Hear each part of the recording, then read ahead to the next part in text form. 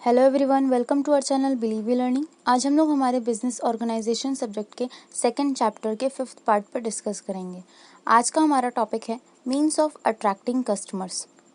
मतलब अब बात आती है कि अब हम अपने कस्टमर्स को कैसे अट्रैक्ट करें अपनी तरफ, कि वो हमारी शॉप में आए या हमारे प्रोडक्ट्स खरीदें या हमारे शॉप में आके हमारी सर्विस लें। उनको अपनी तरफ अट्रैक्ट कैसे करें। Customers are the top priority for every businessman. Customer जो होती हैं वो हर बिजनेसमैन के लिए एक टॉप प्रायोरिटी होती है। No businessman can succeed if he is not skilled in the act of attracting customers. कोई भी बिजनेसमैन कभी सक्सीड हो ही नहीं सकता अगर उसके अंदर स्किलिंग पावर नहीं है अपने कस्टमर को अट्रैक्ट करने की। कुछ तरीके हैं जिनके जरिए हम अपने कस्टमर को अट्रैक्ट कर सकते हैं। Like shop display.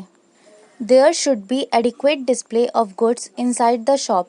Showcases should be neat and clean. Inner atmosphere should be comfortable, having proper sitting facility. मतलब हमें अपने शॉप को बहुत अच्छे से रखना चाहिए।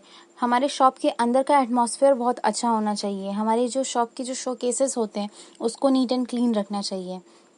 और हमारे कस्टमर्स के लिए उनके बैठने के लिए एक प्रॉपर फैसिलिटी होनी चाहिए, जिससे कि अगर कोई कस्टमर हमारे शॉप में आता है तो उसे अनकंफर्टेबल फील ना हो। क्योंकि अगर कोई कस्टमर हमारे शॉप में आता है तो वो हमारे शॉप के एटमॉस्फेयर से ही पहले अट्रैक्ट होना शुरू होता है। Second, window display. We may see shopkeeper having showcases outside their shop. These showcases displays goods which that shopkeeper is selling, thus attracting the passers-by to buy them.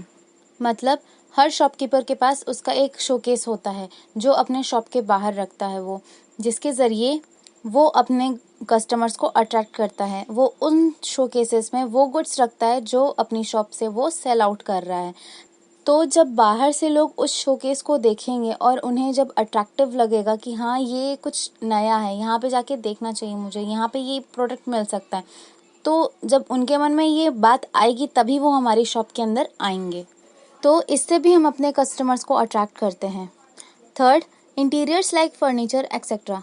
If the shopkeeper has well maintained sitting comforts, his shop is air conditioned, etc. To his customers, they would definitely be attracted to buy goods from such shop. मतलब हर shopkeeper को अपने shop में अच्छे furnitures रखने चाहिए, यानी कि अगर कोई कस्टमर आता है तो उसे कोई बैठने में कोई प्रॉब्लम ना हो, वो आराम से बैठ सके, वो कंफर्टेबली बैठे अपना, और शॉप एयर कंडीशन भी होना चाहिए। इन सब चीज़ों से हमारे कस्टमर्स अट्रैक्ट होते हैं हमारी शॉप की तरफ, क्योंकि वो एक बार अगर आपके शॉप से गुड्स खरीद के लेके जाएंगे तो दोबारा भी आप ही के शॉप पे आएंगे। क्यों? क्योंकि आपकी शॉप वेल मेंटेन थी, आपकी शॉप में गुड्स अच्छे मिले, आपकी शॉप में बैठने की फैसिलिटी ज़्यादा अच्छे से थी, आपने कस्टमर्स को प्रायोरिटी ज़्यादा दी। इन सब चीज़ों से हमारे कस्टमर्स ज़्यादा आते हैं। Fourth, sign board. Modern shopkeeper have started maintaining sign boards to attract their customers. मतलब अब जो शॉपकीपर्स हैं उन्होंने अपने साइन बोर्ड्स को अट्रैक्टिव बनाने की कोशिश की, जिसके ज़रिए हमारे कस्टमर्स हमारे शॉप में आएँ। क्योंकि जब रात हो जाती है तो हमारे साइन बोर्ड्स कुछ ज़्यादा ही शाइन करते हैं, जिसके ज़रिए हमारे कस्टमर्स हमारी शॉप की तरफ ज़्यादा अट्रैक्ट होते हैं। Fifth, efficient salesman. The salesman should be skilled in selling the goods by explaining their qualities. मतलब हमारे सेल्समैन को गुड सेल करने की स्किल होनी चाहिए, क्योंकि अगर हमारे सेल्समैन को गुड सेल करने की स्किल है ही नहीं तो फिर वो हमारे कस्टमर को अट्रैक्ट कैसे करेगा। हमारे हर सेल्समैन को हमारे गुड्स की फुल इन्फॉर्मेशन होनी चाहिए, जिससे कि वो हमारे कस्टमर्स को हमारे गुड्स की इन्फॉर्मेशन बता सके, उसके क्वालिटीज़ के बारे में बता सके। ये थे कुछ पॉइंट्स जिसमें हमने ये पढ़ा कि हम अपने कस्टमर्स को कैसे अट्रैक्ट करेंगे। आई होप आप लोग को समझ में आया होगा। अगर कोई डाउट्स हैं तो फिर आप कमेंट बॉक्स में मेंशन कर सकते हैं। हम अपने नेक्स्ट पार्ट में इम्पोर्टेंस पर डिस्कस करेंगे। Thank you. Have a good day.